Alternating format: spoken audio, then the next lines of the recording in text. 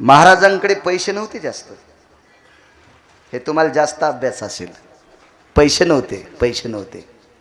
तर एक व्यक्ती सहज बोलून गेला दुसऱ्या प्रांतातला, क्या बोले इनके पास पैसे नाही. तर एक जण म्हणला पैसे नाहीत, तुमच्याकडे पैसे असतील पण मेल्यावर माणसं येणार नाहीत, तुम्ही मरून पहा. इतकी यात्रा भरती का? ती यात्रा फक्त सद्गुरू काशीगिरी महाराजांची होती. प्रतिपैठण तयार झालतं, एवढा मोठा समाज, सर्व जाती धर्माची माणसं ज्या सोहळ्याला हजर होते, असा परम पावन महात्म्यांचा सोहळा, तेवढी मोठी महात्मे पूज्य श्री काशीगिरी महाराज. मी एकच कीर्तन केलं जागराचं, मोठ्या श्रद्धेनं. जितकं आजच्या कार्यक्रमाला महंत परमपूज्य श्री सर्वानंद सरस्वती महाराज एक महिनाभर फोन करत होते, पण त्यांचा फोन यायचा की मी कीर्तनात असायचो, त्यांचा फोन यायचा की मी काहीतरी कामात असायचो. मलाच लाज वाटायची. एके दिवशी म्हणलं, बाबाजी तुम्ही काहीच फोन करू नका, मी देऊन टाकतो तारीख तुम्हाला. तितक्या श्रद्धेनं सद्गुरू काशीगिरी बाबांनी मला मुर्डेश्वर संस्थांना एकदा नेलं. अशा परमपावन साधूचा पुण्योत्सव सोहळा. ही लोक किती मोठी असतात साधू लोक, ही किती मोठी असतात साधू लोक, याचा एक पुरावा आहे का? संदेशी फेकलवरी, फेकल्याबरोबर स्वर्गातली शेवटची पायरी, दगडाची नाही, सोन्याची नाही, हिऱ्याची नाही, चांदीची नाही, तांब्याची नाही, यमधर्माचं डोकं. स्वर्गात कोणाला जाता येत नाही.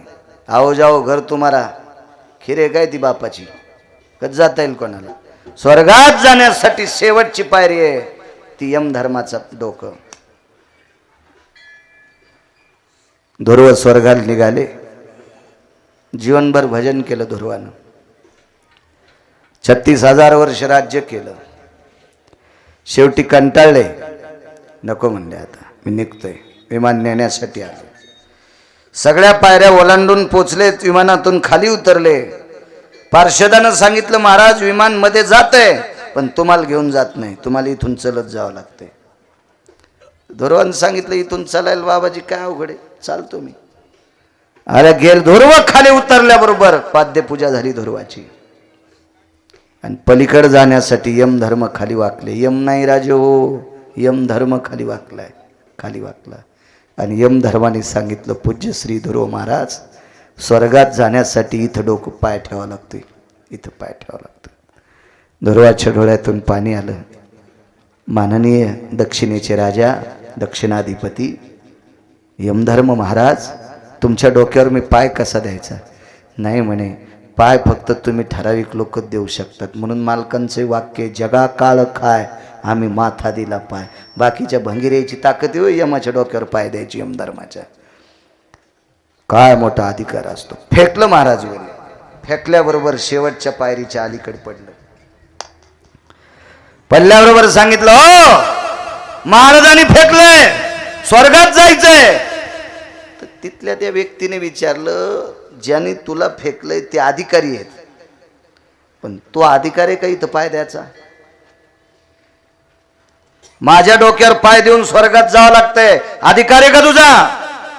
ते म्हणलं मला काय अधिकार कळत नाही, पण महाराजांच्या पाय 15 दिवस पडलो, आणि 15 दिवस पाय पडल्याच्या पुण्याईने इथरोक येता आलंय. साधूच्या दर्शनात किती ताकद आहे. संत दर्शनी हा लाभ पद्मनाभ जोडीला. काय साधूच्या दर्शनात ताकद आहे. ते म्हणले साधूच्या दर्शनानं तुला हा परिसर पाहायची लायकी नव्हती, पण साधूच्या दर्शनानं या परिसरात आलात, इतका पुण्यवान साधूच्या पायानं झालात, पण वरी येण्याची ताकद तुझ्यात नाही, तुला येता येत नाही. वरूनच ओरडलं महाराज हे मला वरी येऊ देईन. अरे तुरच हे मला वरी येऊ देत नाही. विचारलं कोण? समोरच्या व्यक्तीनं सांगितलं पूज्य श्री महाराज मी यमधर्म आहे. महाराजांनी सांगितलं ते बी खरं आहे, ते नाही जाऊ देणार तुला, कारण त्याच्या डोक्यावर पाय द्यायची ताकद तू येत नाही. मग खाली येऊ द्या. महाराज म्हणले पठ्ठ्याने एकदा वरी फेकले, तुला खाली येता येत रे सुमळ्या, तुला खाली कसं येता येईल? मग ते म्हणले महाराज 15 दिवस तुमच्या दर्शनाकरता बेजार झालोय स्वर्गासाठी. आणि हे दक्षिणेचा राजा वर येऊ देत नाही आणि खाली आलं तर तुमचा अपमान आहे, मग राहू कुठं? एकाची शाटी तपिन्नली एके सृष्टीवरी सृष्टी केली. दुसरा स्वर्ग तयार केला. दुसरा स्वर्ग नाव सांगता येईल कोण होते तर? मुनी श्री विश्वामित्र. दुसरा स्वर्ग निर्माण केला. दुसरा. काय ताकद या लोकांची. एक कल्पपर्यंत वाद चालला दोघांचा, महर्षी वशिष्ठांचा आणि विश्वामित्रांचा. गरज नव्हती सांगायचं, पण लोक किती अधिकारी आहेत म्हणून जरासं बाजूला सरकून सांगतोय. महर्षी वशिष्ठांच्या भेटी करता विश्वामित्र फरशी कुऱ्हाड घेऊनच गेले. कुऱ्हाडच दिली फरशी. संध्याकाळची वेळ आहे, कमी अधिक झालं की एका चपक्यात उडीतो म्हणले. हे भेट नसते, ती लोक अधिकारी लोक असते, यायला काय भेट. पण संध्याकाळची वेळ असल्यामुळं पती पत्नी दोघं बोलत बसले होते आणि विश्वामित्रांनी विचार केला या दोघांच्या मधात आपण कशाला बोलायचं, म्हणून पर्णकुटीच्या बाहेर थांबले. कुऱ्हाड घेऊन गेले ते परशी कुऱ्हाड. महर्षी वशिष्ठांच्या धर्मपत्नीने एक प्रश्न केला, महाराज स्वामी, प्राणनाथा, मालक, धनी अशा महाराष्ट्रातल्या बायका नवऱ्याला असं बोलत होत्या. प्राणनाथा, मालक, धनी, स्वामी असं म्हणणारी बाई आहे का? तिच्या चपलाचं मंदिर बांधितो मी. हां येडिंग झाली जिबेल तुमच्या, नाही का? नाही मला वाटत आहे का नाही? महाराजाच्या पाया पडतात आणि नवऱ्याला मालक म्हणत नाहीत. जी बाई नवऱ्याला मालक म्हणत नाही ती महाराजाच्या पाया पडती, महाराजच तिच्या पापान जळून जाईल. बाईचा सर्वात मोठा देव आपला पती आहे, जी कुंकू लावते तिचा. काय आदर महाराज. मालक, स्वामी, प्राणनाथा. काय ग, या विश्वातला सर्वात मोठा तपस्वी कोण? बायकोनं नवऱ्याला प्रश्न केलाय. या विश्वातला सर्वात मोठा तपस्वी कोण? तर तोंडातून वाक्य पडलं, प्रिये, या जगातला एक नंबरचा तपस्वी मुनी श्री विश्वामित्र. मांडीवरल्या कुऱ्हाडीचं पाणीच झालं रवींद्रजी, पाणी झालं. हातावर पाणी घेतलं, लोहाचं पाणी, लोखंडाचं पाणी हातावर घेतलं. दयानंद बाबा पर्णकुटीत गेले, संकल्प सोडा, ब्रह्मऋषी होतात. जीवनभर एक कल्पपर्यंत वाद होता, आज तो वाद मिटलाय. म्हणून आनंदाश्रू डोळ्यातून आले वशिष्ठांच्या आणि डोळ्यातलं पाणी उजव्या हातावर घेतलं आणि आशीर्वाद दिला. राजर्षी होतात, एक ब्रह्मऋषी आणि एक राजर्षी. चंद्र सूर्य येतोपर्यंत कोणाची मायवेली हे पद काढून घ्यायची, एवढा अधिकार महाराजा लोकांचा. वरी फेकला सामान्य तुमच्या माझ्यासारखा सोयाबीन कापणारा माणूस, सामान्य तुरी कापणारा माणूस, कापूस उपटिणारा, कापूस याचणारा. कापूस येचणं झाल्या उपटावत लागू तुम्ही जेवारी. उत्तानपाद राजाचं आमंत्रण. त्या काळातल्या ठराविक संन्याशी लोकांना आमंत्रण उत्तानपादाचं आलं. राजा आहेत उत्तानपाद, उदाहरण क्रमांक 2. किती मोठे संत. यती योगी तपी सिद्ध अनुरागी नामधारक शिवस्वरूप ब्रह्मस्वरूप ब्रह्मलीन महंत यती योगी अशा लोकांना उत्तानपादाचं आमंत्रण आहे. आश्रमावर पत्रिका आल्या. उत्तानपादाच्या नगरीच्या अलीकडे एक आश्रम होता. त्या आश्रमावर विश्वातला 6व्या क्रमांकाचा संन्याशी पोचला. तुमच्या परंपरेतला 6व्या क्रमांकाचा संन्याशी नामधारक आहे. त्या संन्याशाचं नाव आहे देवर्षी नारद. अधिकारी संन्याशी. किती अधिकारी सांगू, आपल्यावर कृपा आहे त्या संन्याशाची. त्या संन्याशाने शिवजींना भजन म्हणू लागलं म्हणून आपल्याला भजन करता येते. सूर नर किन्नर नारद तुंबर गाती निरंतर रे. काय संन्यासी. सुर नर किन्नर नारद तुंबर गाती निरंतर रे. सुर नर किन्नर नारद तुंबर गाती निरंतर रे. माधवा मुरली मनोहर रे. माधवा मुरली मनोहर रे. माधवा मुरली मनोहर रे. भजन ही परंपरा बाबाजी शिवजींनी आणलेली आहे. शिवजीच्या अगोदर भजन नव्हतं. भजन ही सुरुवातच शिवजींनी केलंय. वारकरी संप्रदायाची स्थापना शिवजींची. एका जनार्दनी वैष्णव शिरोमणी महादेव संप्रदायाची स्थापना शिवजींची. नारद तुंबर सांब गायन करे. परंपरा भजनाची शिवजीची. भजन करी महादेव. आणि भगवान शिवजीनं आरक्षित केलेले संन्यासी देवर्षी नारद. नारद त्या आश्रमावर पोचले. पत्रिका पाहिली. कसली पत्रिका आहे? काही नाही म्हणे उत्तानपादाचं आमंत्रण आहे. नाही जायचं म्हणे त्याच्या घरी. नारदांचा आदेश कोण टाळणार? एकही येती गेला नाही. एक बी योगी नाही, एक बी तपी नाही, एक बी सिद्ध नाही, एक बी अनुरागी नाही, एक बी नाही. स्वयं नारदाला पत्र. पूज्य श्री गुरुवर्य प्रातस्मरणीय नारद महर्षी कळावे. बऱ्यापैकी लिहिलं. मी उत्तानपाद आहे, आमचा का त्याग करता? पत्र जे घेऊन आलाय त्याच्याकडे गुंडाळायचं आणि त्याला म्हणायचं तुझ्या राजाला वापस दे. 10-11 पत्र वापस. प्रांतीय राजा, प्रांतीय राजा, प्रांतीय यायचं पद कोणी काढून घेऊ शकत नाही. अशी राजे ते. वापस पत्र वापस.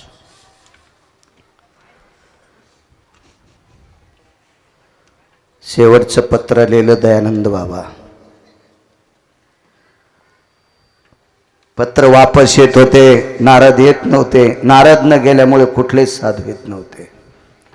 म्हणून पत्र लिहिता लिहिता डोळ्यातून पाणी पडायचं ना अक्षर मोडून गेले आणि हेच पत्र पाठिलं. नारदान पत्र वाचिलं आणि पत्र देणाऱ्याकडे सांगितलं याला काय हरकत नाही रे, पण तुमचा राजा बायकोच्या अधीन आहे आणि पत्नीच्या अधीन ज्याचं जीवन आहे ती माणसं दोन्ही लोकात अपूज्य ठरतात. मालकांचा पुरावा आहे. हा, प्रत्येक भजन्यानं बाहेर निघताना 5 अभंग वाचूनच निघायचं. मग ज्ञानोबारायच्या गाथ्यातले वाचा की तुकोबारायच्या गाथ्यातले वाचा. लगेच प्रसाद करायचं बंद नाही का? तेच तर म्हणून टाका तिथं. कारण आपल्याला ज्ञानोबाराय तुकोबारायमुळे किंमत आहे. आणि आता काय गाथे घ्यायची गरज नाही. तुम्ही नशिबवान माणसं आहेत. तुमच्या मोबाईलमध्ये सगळे गाथे आहेत. बेकार चोटगीर गावकर याला मोठा मोबाईल नाही. नाही तुमच्या मोबाईलमध्ये बटन दाबल्याबरोबर सगळे गाथे. गाडीत बसल्या बसल्या पण 5 गात अभंगावर आवर्तन करायचंच. पडलेच पाहिजे तोंडातून. कीर्तन परंपरेत प्रमाणाला फार मोठी किंमत आहे. खूप मोठी किंमत आहे प्रमाणाला. दोन्ही ठिकाणी अपूज्य. पत्नीच्या अधीन ज्याचं जीवन येतो. राजा हा पत्नीच्या अधीन असल्यामुळं सर्वांनी टाळला. काय त्यांचा महिमा सांगते. एके दिवशी राजा ज्या पत्नीच्या अधीन आहे त्या पत्नीच्या एका दुष्कर्मामुळे अंतःकरणातल्या थोड्याशा पापामुळे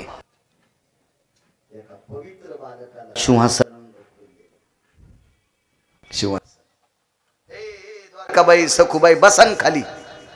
काय तुम्ही काय मंत्री नाही आहेत का? बसा खाली मुकाट्यानं.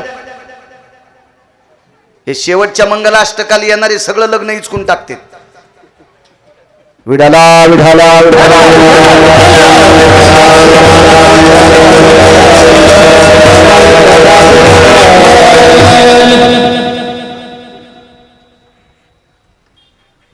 एका चिमुकल्या बालकाला ढकलून दिलं.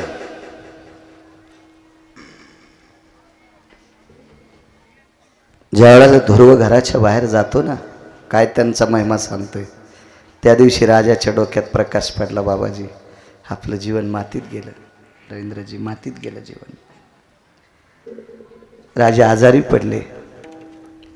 राजवैद्य येत होते, विचारित होते आपल्या शरीरात कसल्याही प्रकारची व्याधी नाही, काही दुःख नाही, काय नाही, तुम्ही गळून का जाता, काय नाही, एकच दुःख आहे, एकच दुःख आहे. जाता जाता एखादा साधू भेटाव, आणि साधू आमच्या इथे येत नाही. कोण साधू? देवर्षी नारद. नाही येऊ द्या म्हणले नारद, बाकीचे महाराज ते आल्याशिवाय बाकीचे महाराज येत नाही. वा. राजवैद्याने सांगितलं हे औषध आमच्याकडे नाही, तुमचं प्रारब्ध खोटं आहे. ज्या दिवशी नारद येतील त्या दिवशी तुमचं प्रारब्ध कोड होईल.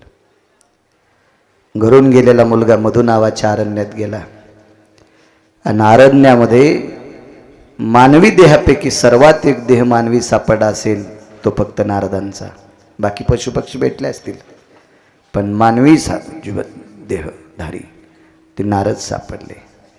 नारदांचं दर्शन झालं, नारदांची कृपा झाली. नारदाच्या कृपेमुळे ध्रुवाला जगाच्या मालकाची भेट झाली. आणि ध्रुवाच्याही अंतःकरणात एक रखरख होती, माझ्या बाबांना आतापर्यंत पत्नीचं ऐकून काय चुका केल्या असतील त्या करू द्यावं, पण त्यांच्या पोटी वारकरी मुलगा जन्माला आलाय, मग ज्याचं पोरग वारकरी आहे त्याच्या बापाला भेटायला काय हरकत आहे तुम्हाला? ज्याचा मुलगा साधू आहे त्याच्या वडिलाला भेटायला काय हरकत आहे तुम्हाला? ज्या माऊलीच्या पोटी साधू जन्माला आला, सद्गुरू काशीगिरी महाराज जन्माला आले, त्या माऊलीच्या पायावर डोकं ठेवा वाटलं बैठकीत, पर्णकुटीत डोकं ठेवा वाटलं त्या माऊलीच्या पाठी. महाराज रत्नांना जन्म दिलाय त्या माऊलीने. काय वय असेल तरी पण या परिस्थितीत पण पदर पडू द्यायची हिंमत नाही. काय क्षमता आहे महाराज, काय क्षमता आहे. घ्या बाकीच्या आदर्श घ्या, त्या म्हातारीचा घ्या आदर्श. डोकं जरी नाही झाकलं तरी निदान पाठी तरी झाकून घेत जा. या पाठी इथं काय कांदे लावायचे नाही, गहू पेरायचा नाही, मका पेरायची नाही, काय ऊस लावायचा नाही. पाठ हा आता कुठे ऊन लागत तुम्हाला? घेतलं पाहिजे झाकून. कारण सांगू माझ्या माईंनो, माझ्या या संप्रदायानं, ज्या संप्रदायाच्या नावानं 2 टायमाची भाकरी खातो का, त्या संप्रदायानं तुम्हाला जी पदवी दिली का ती जगात कोणालाच नाही. राज्य, राणी व संपत्ती. या देशाची सर्वात मोठी श्रीमंती काय असेल तर या पवित्र भारत देशाची स्त्री आहे. ज्या महात्म्याची आपण पुण्यतिथी करतो ते सद्गुरू काशीगिरी बाबा सुद्धा या पवित्र स्त्रीच्या पोटी जन्माला आलेत. काय अधिकार आहे महाराज या लोकांचा, या माऊल्यांचा. म्हणून या देशातली किती जरी श्रीमंत असेल त्यानं पैसे आतल्या खिशात ठेवले पाहिजे. डायरीच्या पुढून पैसे जे ठेवतात काय भिकारी नसते, ते भिकार चोट असते. डायरीच्या पुढून नोटा ठेवतो. सुंबळ्या, अरे लाखानं लोक गवसतीन तुला अवताल लावणारे, तू काय डायरीच्या पुढून नोटा ठेवतो. भाकरी बाहेरच्या खातून पैसे डायरीच्या पुढून ठेवतो. भिकार चोट कुठला? पैसे झाकलेले असावा आणि या देशाची पवित्र स्त्री सर्व अंग कपडे घातलेली असावा. ही श्रीमंती आपली, श्रीमंती नाही बघू द्याची पाठ कोण.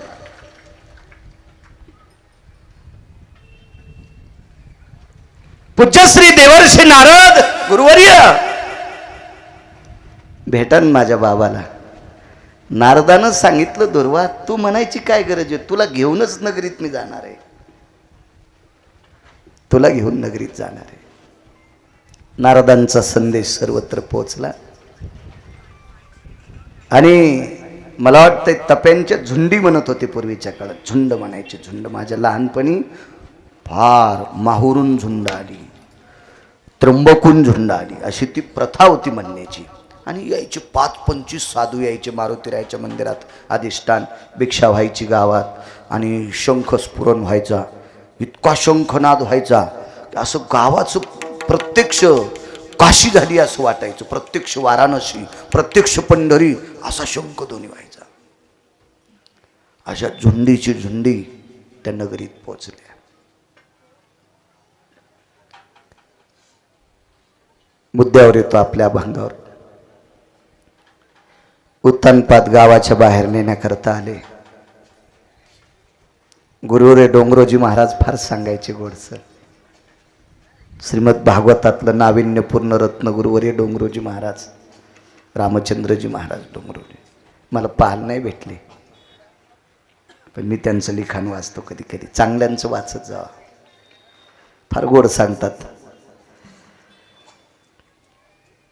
दुर्वाला नेण्यासाठी बाहेर आले. प्रत्येक महाराजांनी उत्तानपादाच्या अंगावर फुलं टाकली. उत्तानपाद रडू लागले. नारदानं कडकडाटून मिठी मारली, नारदाच्या खांद्यावर मान टाकली. उत्तानपाद रडत होते. पूज्यश्री स्वर्गात आहे, मी सत्य लोकात आहे, मी गो लोकात आहे. आज माझं जीवन सफल झालं. जीवन तुम्ही साधू लोक माझ्या नगरीत आलात. कारण काही नाही म्हणे. मुलाला विचारलं ध्रुवाला, बाळा काय करून आलास? काय नाही, देवाला भेटून आलो. उत्तानपादाने विचारलं, ध्रुवा जगाचा बाप भेटला? जी बाबा, विश्वाचा बाप भेटला, मालक भेटला. कृपा कोणाची? देवर्षी नारदाची. साधूच्या कृपेमुळे इतक्या कमी वयात साधना प्राप्त झाली. जगाचा बाप प्रत्यक्ष मूर्तिमंत पुढे वरायला, कानाला गालाला शंख लावला, डोळे उघडले, चतुर्भुज जगाचा बाप पाहला. ध्रुवाने आढळपद प्राप्त केलं. इतकं सोडून द्या.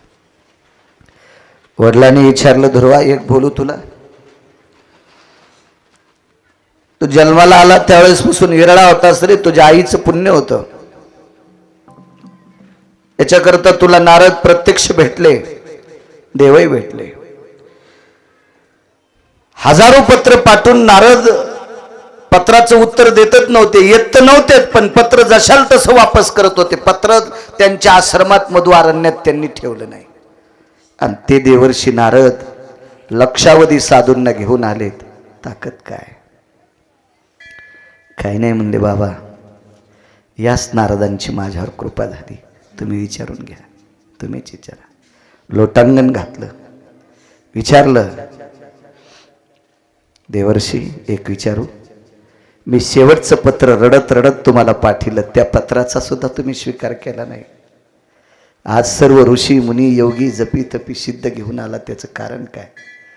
काही नाही म्हणे, एकच कारण आहे, तुमच्या कुळात साधू जन्माला आला, तुमच्या कुळात नामधारक जन्माला आला, तुमच्या कुळात भक्त जन्माला आला. महाराज, एक भक्त या कुळात जन्माला आल्याच्या नंतर त्या कुळाला तडा गेलेलं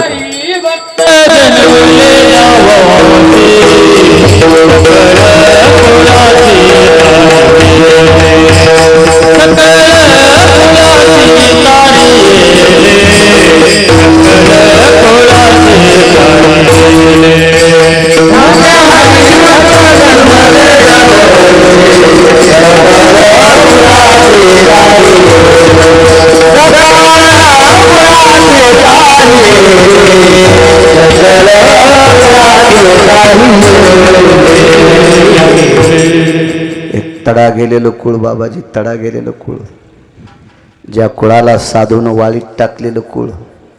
पण सर्व साधू त्या कुळाकरता विलीन होतात. याचं एकमेव कारण, त्या कुळात साधू जन्माला आला. साधू जन्माला आल्याच्या नंतर त्या कुळाचा स्वीकार बाकीचे साधू करतात. साधू करतात नवल नाही, साधूने बाप स्वीकार करतो, अन्यथा जगाचा मालक स्वीकार करत नाही. एक साधू ध्रुवासारखा ज्या कुळात येतोय त्या कुळाचा किती उद्धार, ही फक्त साधूची ताकद आहे. म्हणून मालक पहिल्या कडव्यात म्हणतो,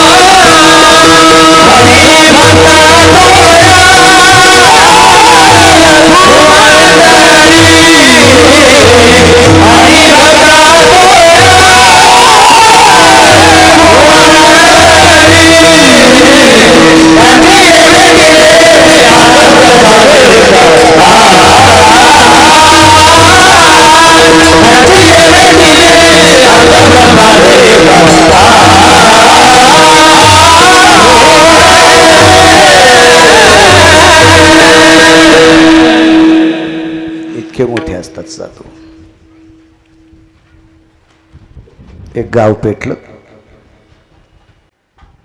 गाव चारी बाजूने पेटलं. माणसं जेवायचे, वेळेचं भान ठेवून कीर्तन संपलं पाहिजे. बरोबर 1 वाजता कीर्तन संपेल, त्याच्या पुढं जाणार नाही ना अलीकडे अर्ध्या मिनिटांनी सोडणार नाही.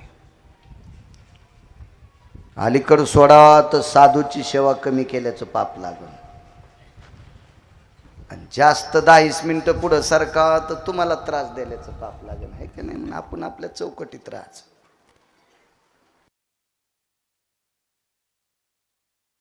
गाव पेटलं चारी बाजूनं, ठण ठण ठण ठण ठण गाव पेटलं. आता जी माणसं गावाच्या बाहेर बाजाराला गेलते का ते गावाच्या बाहेर येत, पण गावात जेवढे होते तेवढे चारी बाजूनं गाव पेटले. पळून कसं जाता, इतकं रुद्ररूप धरलं होतं अग्नीने की त्या गावातल्या पक्षाला सुद्धा बाहेर उडून जाता येत नव्हतं. ढगापर्यंत आगीचा लोम लोटलेला, पक्षी सुद्धा मधातच. गावाच्या मध्यभागी राजवाडा. काय त्यांचा महिमा सांगतोय, साधूचा महिमा किती मोठा असतो. राजवाडा, दुपारची वेळ आहे, राजाचं जेवण झालंय.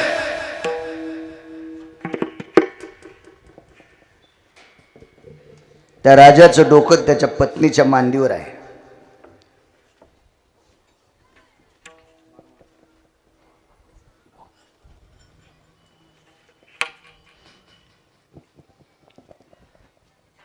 पत्नीचं डोकं मांडीवर आहे. मग अशी बोललेला राग आला असेल तुम्हाला, नाही का? नाही येणार राग तुम्हाला. चुकीचं बोलतच नाही गिरगावकर. मी वाचून बोलतो, चांगल्यांचं ऐकून बोलतो, भंगिऱ्याचं ऐकून नाही सांगत. पतीची या मता अनुसरून पतिव्रता धन्य भाग्याची आहे व तिचा पती तिचा देव. नैवम गिरगावकर लिखितम. हे गिरगावच्या बाळ्याने लिहिलेले का? मोठ्यांचं वाक्य. मांडीवर मालकाचं डोकं आहे. आणि गाव चौकून पेटला आणि काय लोकायला आनंद असेल. ठाय ठाय बोंबलू लागले महाराज. मरतोत मरतोत मरतोत मरतोत. काही माणसं म्हणले येडपठीत काय रे, राजाला माहित नाही का गाव पेटलं. राजा आरडणं, राणी आरडणं, प्रधान आरडणं, प्रधानाची बायको आरडणं, भालदार चोपदार आरडणं. तुम्ही काय बॉम्ब लायले रे? गाव जळाल्यावर राजवाडा नाही जळणार का? ते म्हणले ते बी खरंच आहे. मोगड्या वासा म्हणे मी बोलून येतो राजू साहेबाला. वारकरी माणूस होता, सात्विक होता, परमार्थिक होता. गेला आतमध्ये, आवाज दिला. चोपदार भालदार त्याला हळून बोला. अरे गाव पेटलं आणि काय हळून बोला? म्हणला हळून बोला, गाव पेटलं जळालं तरी हळून बोला. कस काय? आमचा दंडक आहे, राजे झोपल्यावर बोलत नाहीत. ते म्हणले गाव जळायला आणि राजा झोपलाय, त्याला कुठं राजा म्हणतात तिथं का? यालाच फुकून द्यायला पाहिजे. गाव जळाल्यावर जर राजाला अक्कल नसेल तर राजाच फुकून द्यायचा. ते म्हणला तुम्ही जळाल्यावर मग फुका. ते म्हणलं आम्ही जळाल्यावर कोणाला फुकाव? अरे तुम्ही जळत नाही, जरा हळून बोला ना. ते म्हणले पण गाव जळालेलं राजाला झोपल्यावर कसं सांगायचं? मालकीनीला सांगा. वाकत वाकत गेले आणि सांगितलं आईसाहेब गाव पेटलं, काळजी करू नका, गाव पूर्ण जळणार आहे. आम्ही कशी वाचू? तुम्हाला वाचायचं असेल तर वाड्यात या. राजवाडा मोठा होता, सगळ्या गावाला राहिला 30% जागा आणि एकट्या राजाला 70% जागा. असं असतंच राजाकडे.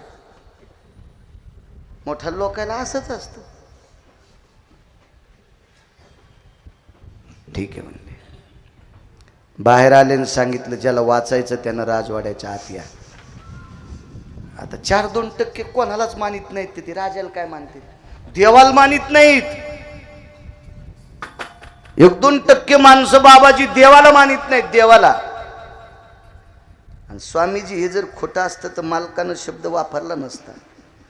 एरवी दिठी वेधिली कवळे ते चांदनिया ते मने पिवळे तै माझ्या स्वरूपी निर्मळे देखती दोष. भगवान सांगतात अर्जुना, कावीळ झालेल्या माणसाची डोळे पिवळे असतात, चांदण्या पिवळ्या नसतात, पण त्याला चांदण्या पिवळ्या वाटतात. तसं ज्याचं अंतःकरण खराब आहे ते देवाला सुद्धा मलिन म्हणते. तै माझ्या स्वरूपी निर्मळे देखती दोष. असं 1-अर्धा% देवाला सुद्धा वाईट म्हणणारी माणसं आहेत. तुम्हाला चांगलं म्हणतील ही कल्पना कशाला करायची. सगळी माणसं राजवाड्यात आले, कोणी वरी तटावर बस, याच्यावर बस, भिंतीवर बस, आमक बस, सगळी मधात. फक्त बाईंनी सांगितलं, तुम्ही बोंबलले की मालकाची झोप मोडू, ती झोप मोडू देऊ नका, शांत बसा. पण 4-5चे माणसं म्हणले, बा गाव पेटत आल्यावर आपण जळणार आहेत, आणि आपण जळाल्यावर राजवाडा जळणार आहे, राजवाडा जळाल्यावर हे बी जळणार आहेत. मग हिच्या वाड्यात जळण्यापेक्षा आपल्याच घरापाशी जळू न. अशी काही काही तुंतुनी खराब असतील. ते म्हणले आम्हाला नाही यायचं. सात्विक लोक म्हणले, अरे वाचायचं असेल ना तर आवडे तरी मरणार नाहीत. म्हणून काकडे बघ,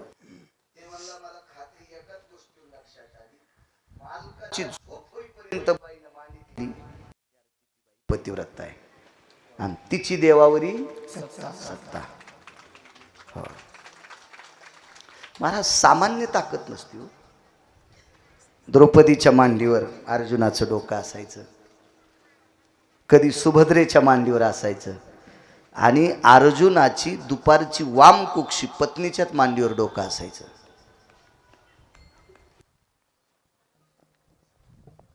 आणि ते 2, 2:15, 2:30, 2:45, 1:30 तास जितकी झोप लागन तितक्या जटा कुरवळायच्या.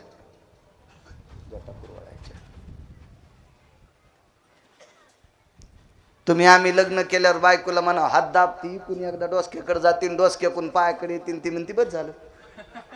ते म्हणा दाबणं, तुम्ही उजळूच तर दाबायला लावता. कशी असं देत माणसं बघा, लगेच लक्षात येतं त्याला हे मुक्त आहे त्याच्यातून. काय बाई असं महाराज, पतिव्रतेची ताकद आहे, नाही जळू देणार आपल्याला. राजाची झोप मोडली. पाणी पिण्यासाठी, चूळ भरण्यासाठी, हातपाय धुण्यासाठी पाणी दिलं. काय दुपारचा नित्योपचार असेल तो देऊन टाकला. बाई बाहेर आल्या, जाळ असा जवळ आलता, ठण ठण ठण ठण गाव पेटत होतं. बाईनं बाहेर उभ्या राहिलेल्याला सांगितलं, तुम्हाला वाड्यात यायचं नाही का?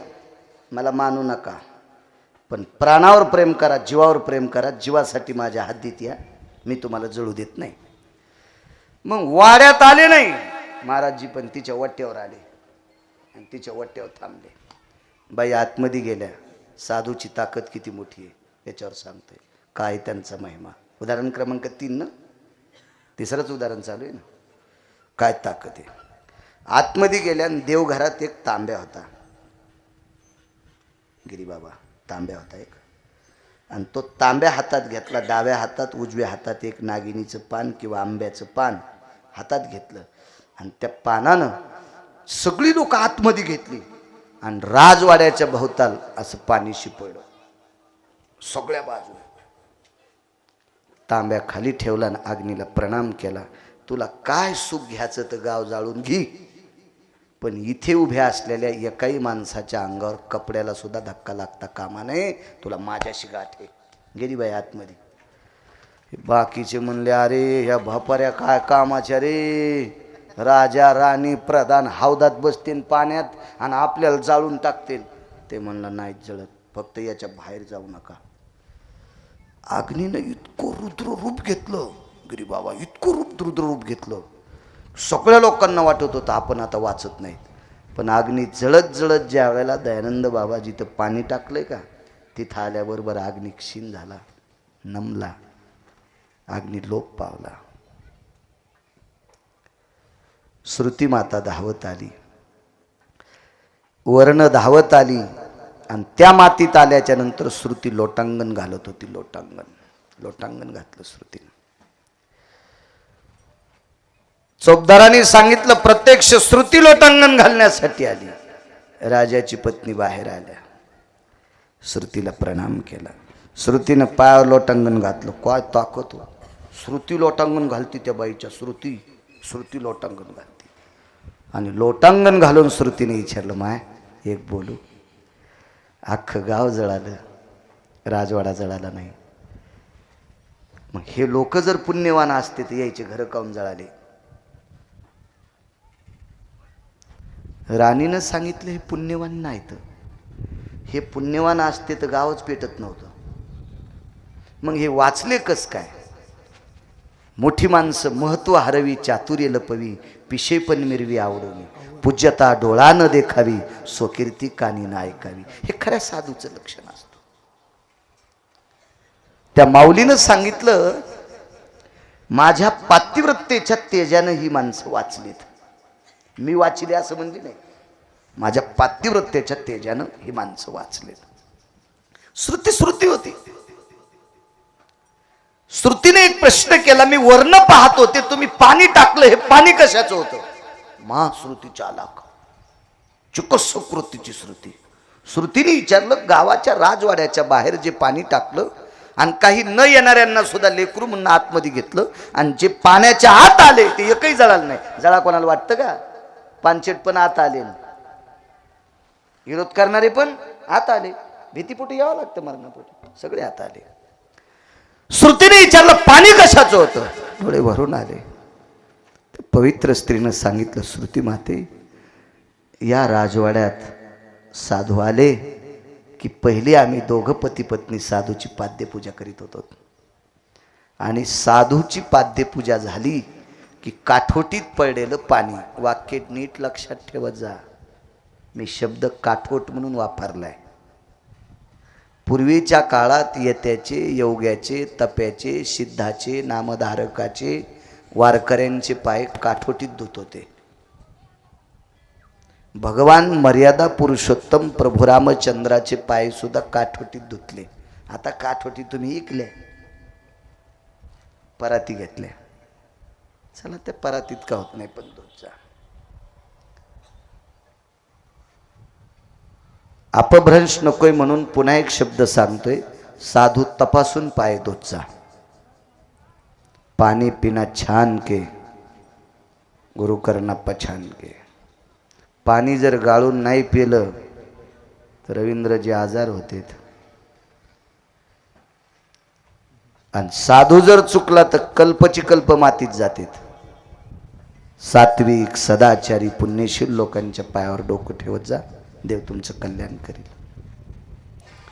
जे पक्वाद्या मायबापाचं दर्शन घेत नाही त्याच्या जर पाया पडतान तर तुमचा संसार जळन. जो संप्रदायातला गुणीजन मायबापाचं दर्शन घेत नाही त्याला जर पाकिट देताल तर संसाराला कुलूप लागल. जो कीर्तनकार मायबापाच्या पाया पडत नाही त्याच्या जर पाया पडतान तर अख्खं गाव जळन तुमच्या पापानं.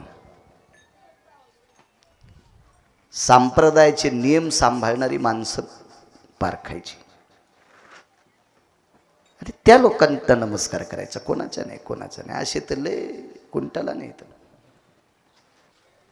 साधू तपासायचा, आणि साधू अभ्यासानं तपासायचा नसतो. साधू 2 कोटीच्या गाडीत बसलाय म्हणून तपासायचा नसतो. साधू आचरणानं तपासायचा असतो. साधू आचरणानं तपासायचा असतो. आणि आपल्या क्षेत्रात सुद्धा आचरणाला किंमत आहे. बरं, आचरणाला किंमत आहे. पक्वाद्याला दादा किती बोल पाठ आहेत त्याच्यापेक्षा तो वागतो किती चांगलं. स्वर किती आहेत त्याच्यापेक्षा वागतो किती चांगलं. अभ्यास किती सांगतो त्याच्यापेक्षा गिरगावकर वागतो किती चांगलं ते सांग. आपल्याकडे कर्तव्याला किंमत आहे, देखाव्याला नाही.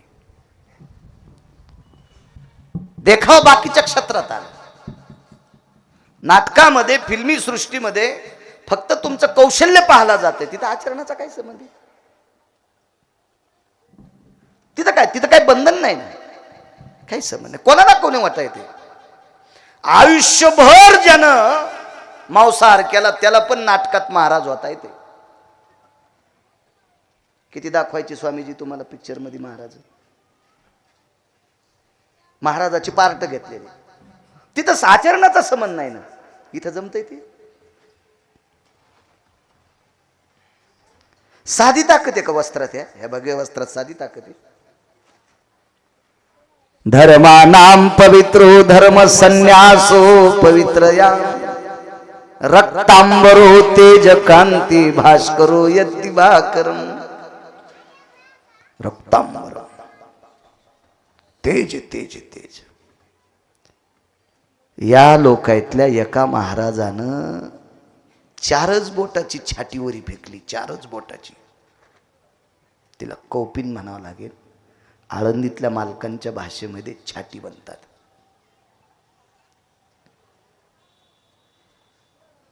चार बोटाची ती कौपिन. स्नान झालं दुपारचं आणि दुसरी कोपिन बांधली, ओली कोपिन खांद्यावर टाकली, निघाली ती छाटी. आणि बाईनं सांगितलं आमच्याकडे सूर्य जेवायला यावा. ठीक आहे म्हणजे काय हरकत नाही. भगवान भास्करा, ए दिवाकरा, ए तेजकांती जी, जेवायला यावं लागतंय. अशीच वेळ होती 10:30-11ची. तर भगवान सूर्यनारायण म्हणले मी खाली आल्या उजेड कोण पाडीन? हे म्हणले बांड्या पंचायती करायला. उजेड पाडायचा आम्ही बघून घेऊ, ही खाली. भगवान सूर्यनारायण खाली आल्यावर साधून खांद्यावरची छाती 4 बोटाचीच, 2 सव्वा 2 फूट लांब धुडकं आणि रुंदीनं 4 बोटाचं. हे आकाशात फेकल्याबरोबर एकाच वेळेला 14 सूर्य इतका प्रकाश पडला. एकाची छाती तपिनली. काढोनी ढुंगाचे चिरगुट भिरकाविले नभी देख, ते चतुर्दश भास्करा परिलेख तेजकांती. कमरेला गुंडाळायचं धुडका आकाशात फेकलं तो कपडा तर 14 सूर्य इतका प्रकाश पडतोय. आता आपल्याकडे प्रकाश आहे दयानंद बाबा, दुसरीकडे अंधार आहे. त्याला उजेड पडन स्वामीजी, आपल्याकडे अंधार होईल. पण एकाच वेळ, कारण सूर्यनारायणाकडे पण लोड शेडिंग आहे, एकाच वेळेला जगाला प्रकाश देऊ शकत नाही. पण तुमच्यातल्या एका महात्म्याच्या कमरेला गुंडाळायचं धुडकं आकाशात फेकलं तर 14 सूर्य इतका प्रकाश पडला आणि एकाच वेळेला अख्ख्या जगात उजळलं. ही संतांनी स्पर्श केलेल्या कपड्यात इतकी ताकद आहे. म्हणून मालक पहिल्या कडव्यात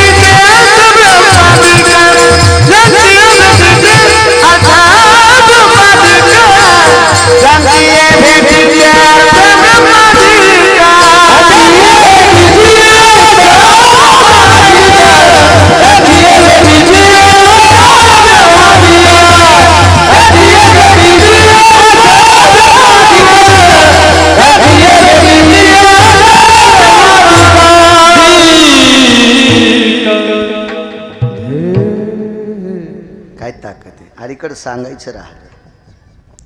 श्रुतीने प्रश्न केला, इथपर्यंत आलतो ना रवींद्रजी.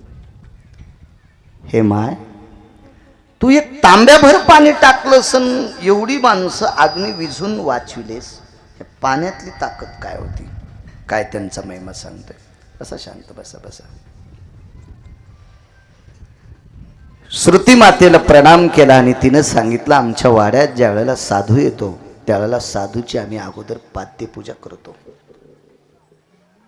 आणि पाद्यपूजा केल्याच्या नंतर ज्या पात्रात जे पाणी पडतं का त्या पात्रातलं पाणी एकच थेंब एका तांब्यात टाकतो, एका तांब्यात टाकतो. बघ स्वामीजी गिरीबाबाजी, एक तांब्याभर पाणी म्हणजे किती थेंब? किती साधू आले असतील त्या वाड्यात दादा?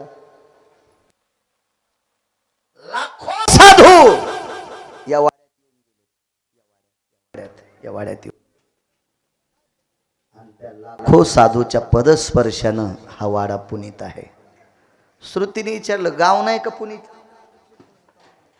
गाव बी पुनीत आहे, गाव बी पवित्र आहे.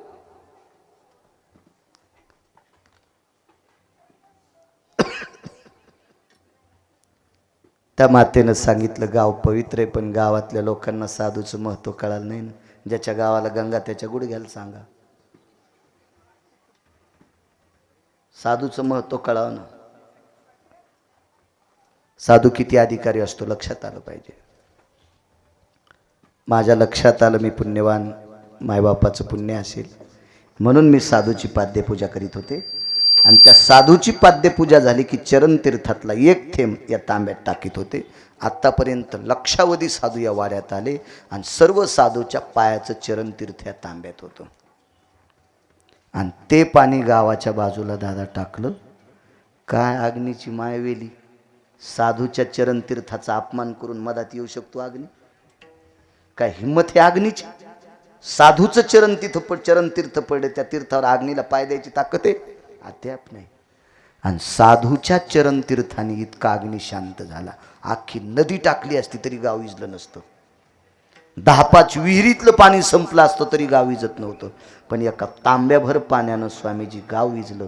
ते पाणी नसून ते तीर्थ होतं. आणि ते नुसतं तीर्थ नसून संतांचं चरण तीर्थ होतं. त्या साध्वीचं नाव आहे मुनिश्री शांडिल्य. तिच्या बहिणीचं नाव आहे सुमती. शांडिल्य आणि सुमती ह्या दोघी जणी बहिणी होत्या. एक प्रापंचिक, नंतर दुसरी सुद्धा प्रपंचात पडली. कसा विस्तार झाला पुराण नंतर बघा तुम्ही. महाराज साधूच्या पायाचं चरणतीर्थ टाकल्याच्या नंतर लाखो लोक गावातले जळणार होते. पण सगळ्यांचा प्राण साधूच्या चरणतीर्थाने अग्नी शीतल झाला. आणि तो अग्नी शीतल होऊन सगळ्यांचा प्राण वाचितोय. ही संतांच्या पायातल्या चरणतीर्थात ताकद आहे. म्हणून मालक पहिल्या कडव्यात म्हणतात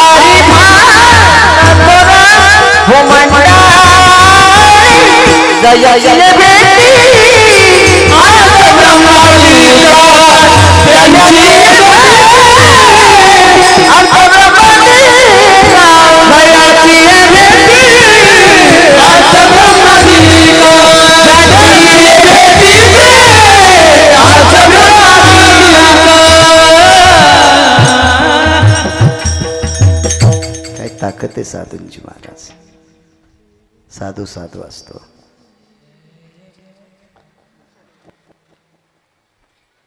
साधूंची कीर्ती मृत्यूलोकात आहे इतकं नाही, स्वर्गात सुद्धा साधूचं वैभव आहे. प्रत्येक क्षेत्रात साधूंचा अधिकारच आहे. उंच टोकाचा अधिकार आहे.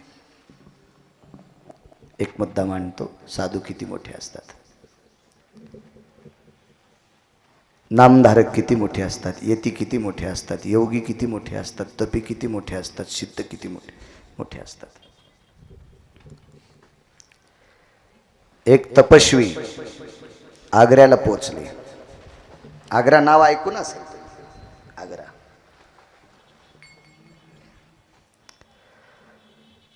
त्या तपस्व्यांचं नाव आहे स्वामी राम.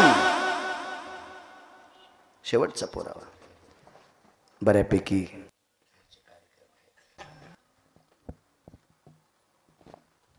स्वामी राम नाव त्यांचं. स्वामी राम हे स्वामी राम म्हणजे 1949 ते 51 शंकराचार्य एका पीठाचे शंकराचार्य ते आग्र्याला पोचले.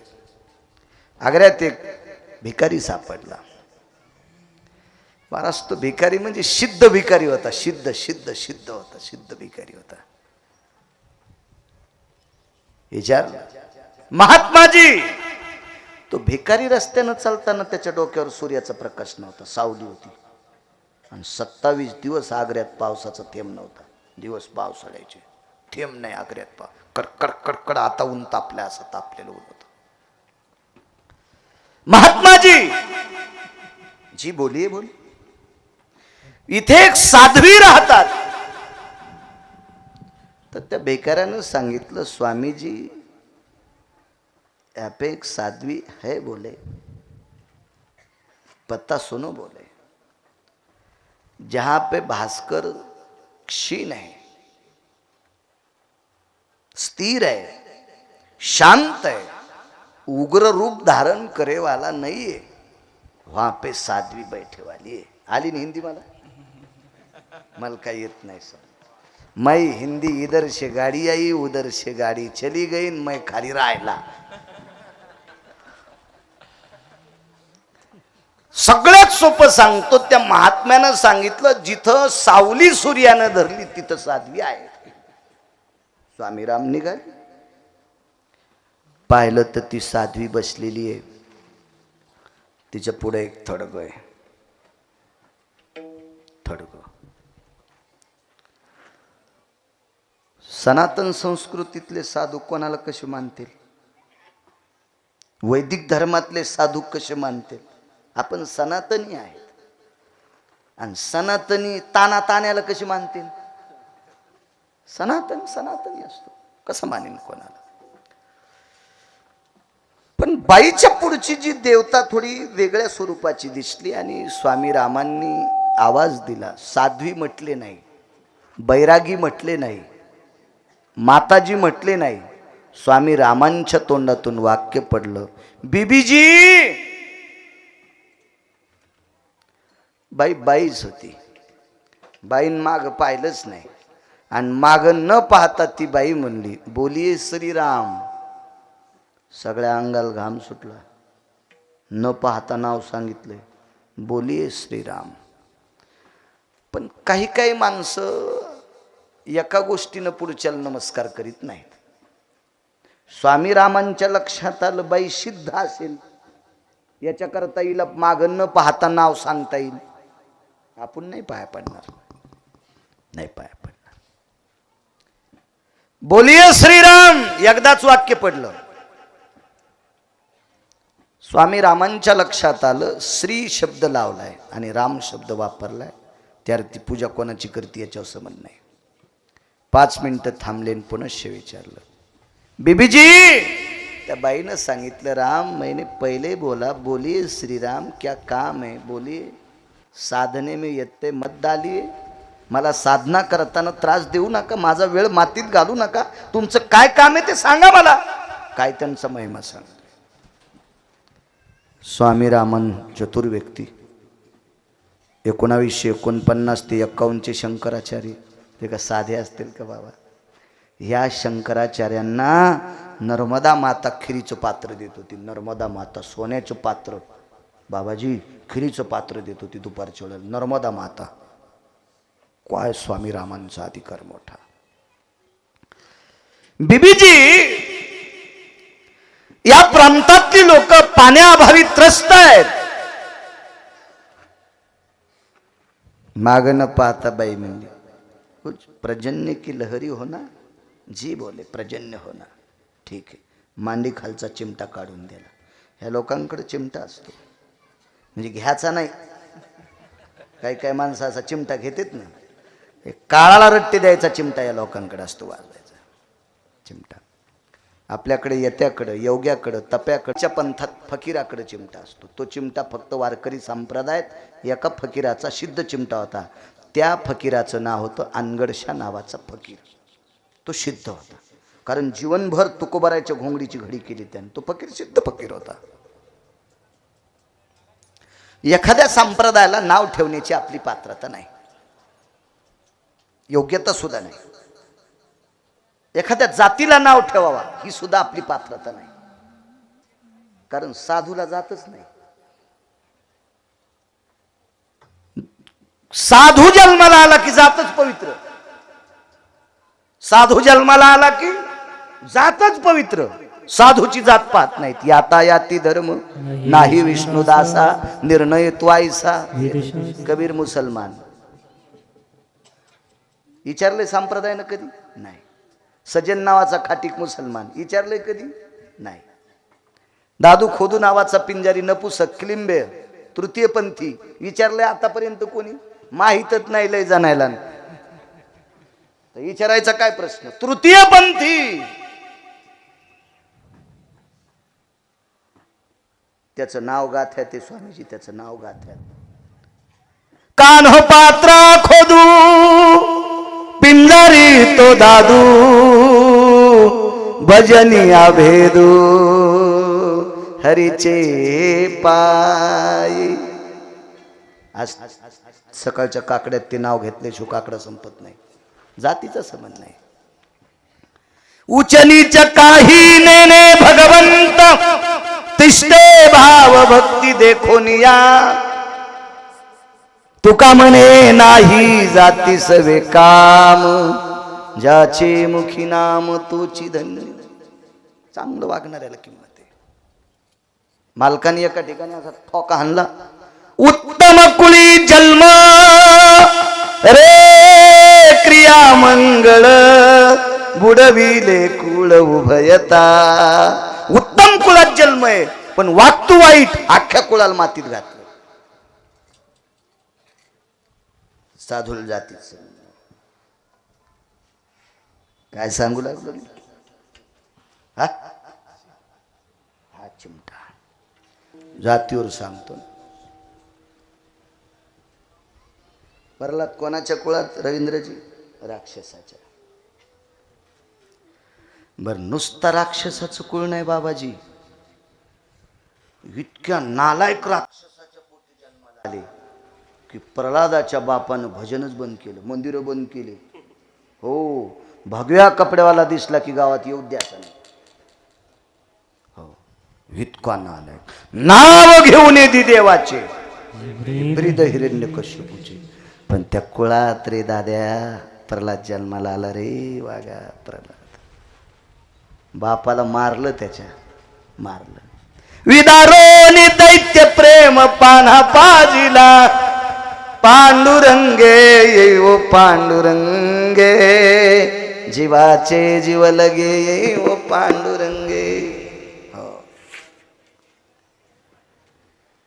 मांडीवर घेतलं आणि त्याचं पोट चिरलं. प्रल्हाद म्हणले देवा बाप जरी वाईट होता पण पोरग चांगलं आहे ना. कुळ जरी वाईट आहे पण त्या कुळात वारकरी जन्माला आला ना. उचलून घेत कडेवरी जवळ घेतलं, हृदयाशी लावलं. देवा विचारलं प्रल्हादा काय इच्छा आहे? काही नाही म्हणे. चंद्र सूर्य येतोपर्यंत आमच्या कुळात लोक नाव ठेवतील, आता नाही ठेवणार म्हणले. तू जन्माला आला नाही कुळात, ज्या कुळात वारकरी जन्माला आला ते कुळ पवित्र करणे. पवित्र कुळ पावन तो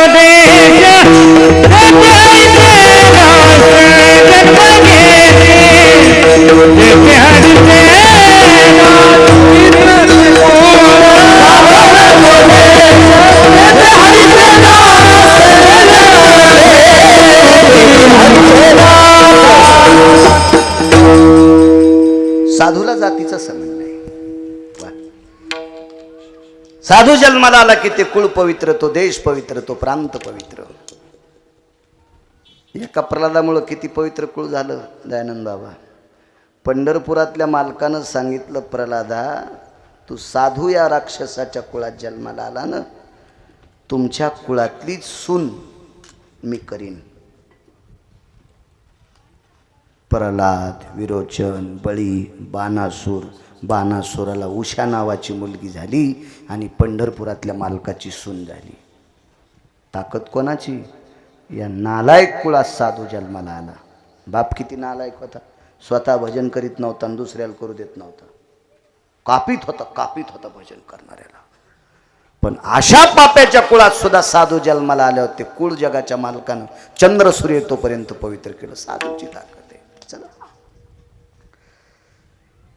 प्रजन्य के लहरी होना, जी बोले प्रजन्य होना. चिमटा काढून द्याला इथपर्यंत आलतो ना. त्या आग्र्यातल्या साध्वी स्त्रीनं स्वामीजी चिमटा काढून द्याला. चिमटा स्वामी रामांच्या हातात आहे. बजा दो बोले, बाईन मागं नाही पाहिलं, ज्या दिशेनं पाऊस पाहिजे त्या दिशेकडे तोंड करून वाजा. आता ते साधू होते. तुमच्या माझ्यासारख्याच्या हातात चिमटा आला असता तर आधी आपल्या वावरात वाजिला असता, त्याच्यानंतर भावाच्या वाजीला नसता, मेवणीच्या वाजीला असता. कसे हसले बघा न, कसे कसे उकळले. पोटकिडे येत तिकडं गणगोत जास्त, बाईलेच्या गोता तिकडचं जास्त आवडते, बायकोकडचं गणगोत. मग मित्राच्या रानात वाजीला असता, आणि जो आवडत नाही त्याच्या रानाकडे तो पाहिलंच नसतं. म्हणून तर असा चिमटा आपल्या हातात येत नाही. तो चिमटा साधूकडे येत असतो, साधूच्या हातात चिमटा. महाराज काय दूरदृष्टी असती साधू लोकांची. स्वामी रामांनी विचार केला, या दिशेकडे तोंड करून जर चिमटा वाजिला तर या प्रांतातले शेतकरी सुखी होतील, लोक सुखी होतील, या 3 प्रांतातले लोक दुःखी होतील. म्हणून आपल्याकडे एक मंत्र. मी आल्या आल्या गुरुवर्य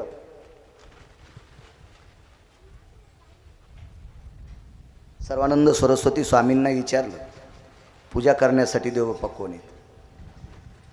जवळचे देवबाप्पा. कुठलं गाव होतं त्यांचं? मोडा. मा भगवतीची कृपा पात्र आहे, तिथं जगदंबेचं मंदिर आहे, अंबिका मातेचं. काय मंत्रोच्चार होता, गोड गोड गोड मंत्र होते, फार सुंदरसे, छान. अशी मंत्र पाहिजे. असं बहरून गेलं तर म्हणू ग, बहरून असं ऐका वाटत होतं. किती वेळ पण पूजा चालावं, ऐका वाटलं होतं, ऐका वाटत. त्या भूदेवांना प्रणाम. आमचे शिवकथाकार रवींद्र महाराज प्रसाद दिला त्यांनी, पण त्यांना सुद्धा प्रणाम. मंत्रोच्चार असला पाहिजे. आपल्या क्षेत्रात नुसती स्वराला किंमत नाही. कुठल्या अभंगातला अर्थदृष्टी अभंग ऐकत असताना, प्रमाण ऐकत असताना अर्थदृष्टी ठेवली पाहिजे. ते प्रमाण कशाबद्दल चालू आहे तशा पद्धतीचा स्वर लावला तरच तो गायक. नाही तर राम वनवासाला चालले, चाल लावली, कसा मला टाकून गेला राम. तुला रुमण्यान हाणायला पाहिजे सुंबळ्या. तो इंचभर जागा ठवाची नाही, लाल करायची, जिथं दिसल तिथं हाणायला पाहिजे. तुया बापाची जी आगिरी आहे का हलकटा. निळा म्हणे नवरस देख, जानती गायक विरळा ते. गिरगावकर म्हणे नव्हे, निळा म्हणे नवरस देख. या नवरसाचं ज्याला सूत्र कळतं तो वारकरी संप्रदायातला भजने. कुठली कुठला येतो. गवळणी ज्या घरी गेलो, गवळण नव्हती घरी, आणि म्हणलो तर फोन करून जायचं. फोन नव्हता त्या गवळणीला, तसाच बोंबलत गेला का तू. भजन करणे मंगळवारी नरका जाणे. नाही नाही नाही, काही बी नाही करायला पाहिजे. सूत्र आहे. काय विद्वत्ता महाराज. या आणि ताणींच आपल्याकडे एक स्वतःच्या भोवताला अशी प्रदक्षिणा करत असताना एक श्लोक आहे. तसा श्लोक म्हटले, गोल फिरले स्वामीराम. 27 दिवस महाराजजी पावसाचा थेंब नाही. चिमटा वाजिल्याबरोबर 1.5 घंटा पाऊस पडला आणि आग्रा शांत केला. चिमट्याला प्रणाम केला आणि साष्टांग दंडवत पाठीमागून त्या माऊलीला घातला. आधी नाही पाय पडले, पण पाऊस पडल्याबरोबर बाईनं बी मागं फिरून पाहिलं. ती बाई बाईच होती, तिनं पण मागं आधी पाहिलं नाही. स्वामी रामांनी विचारलं, माताजी मी 1 तासापासून तुमच्याकडे आलो, माझ्याकडे न पाहता नाव घेतलं, पाऊस पडायचा चिमटा दिला, पण तुम्ही आता माझ्याकडे बघून नमस्कार केला, अगोदर मी दिसलो नाही का? तिनं सांगितलं, मला जसं उत्तर दिलंय तसंच प्रश्न केलाय तसंच मी तुम्हाला करते. 1 तासापासून माझ्या पाठीमागं उभं होतात, माझ्या पाया पडा नाहीत, आताच काऊन पडतात? दोघांची उत्तर एकच होते. तर स्वामी रामांनी प्रश्नाचं उत्तर दिलं, माय तुम्ही सिद्ध केलेला चिमटा वाजिल्याच्या नंतर पाऊस पडतो, हा चिमटा जर इतका सिद्ध आहे तर तुम्ही किती सिद्ध असताल, याच्याकरता तुम्हाला नमस्कार केलाय. चला म्हणले, तुमचं उत्तर भेटलं, आपलं उत्तर घ्या. मी आतापर्यंत चिमटा लय जणायला वाजवायला दिला, पण एकाच्या नाही पाऊस पडला नाही. तुझ्या हातात दिल्यावर पाऊस पडतो, त्या अर्थी तुझा हात पवित्र, याच्याकरता तुझ्या पाया पडते. काय ताकद आहे महाराजा लोकांची. त्या व्यक्तीचं नाव आहे स्वामी राम शंकराचार्य महाराज. निसर्ग ज्यांच्या मुठीत असतो. कधी कधी देव नाही पाऊस पाडू शकत बरं का, कारण तो प्रांतातला बायोडाटा पाहत असतो. त्या प्रांतात माणसं किती चांगले वागतात यानुसार देव बायोडाटा पाहत असतो आणि वरुणाला सांगत असतो. पण त्या प्रांतातली संत वरुणाची मान दाबून पाऊस पाडतात. इतकी ताकद संतात आहे महाराज. सिद्ध केलेला चिमटा पाऊस पडतोय. त्यावरती ती साध्वी स्त्री किती अधिकारी असेल, ती स्वामी राम किती अधिकारी असतील. म्हणून मालक पहिल्या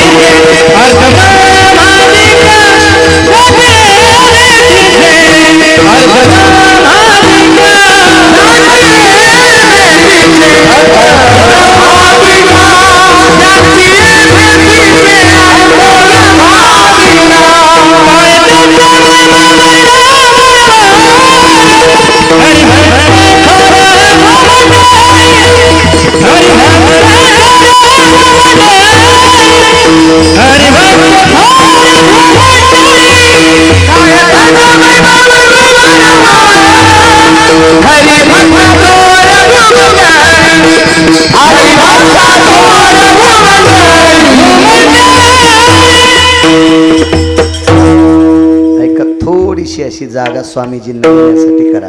थोडीशी एक थोडासा रस्ता करा. थोडासा रस्ता सरका. महिला सरका थोड्याशी इकडे. फक्त 2 मिनिटं. पूज्यश्री स्वामीजी येणार आहेत त्याच्याकरता रस्ता. मागे काय बघता, मी रस्ता द्या म्हणतोय तुम्हाला. सरका इकडे. लक्ष्मीकडे सरका म्हातारीकडे. काळं शर्ट सरका इकडं.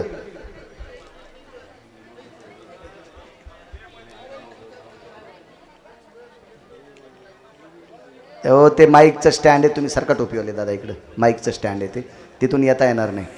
सरका इकडे. विठाला विठाला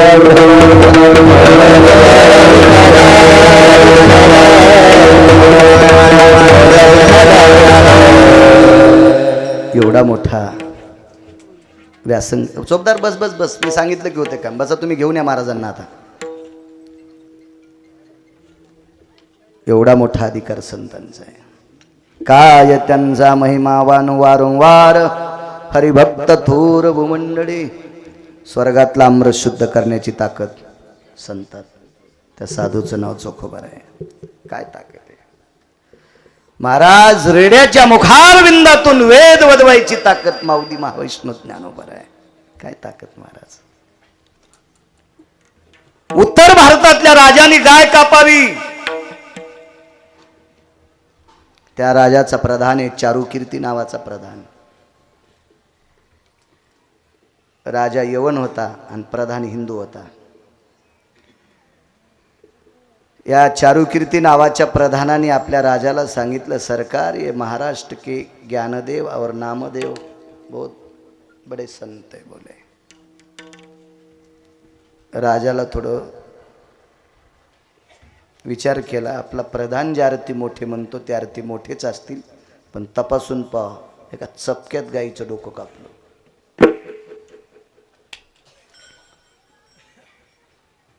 वरे घ्यायची का? घ्या वरे घ्या.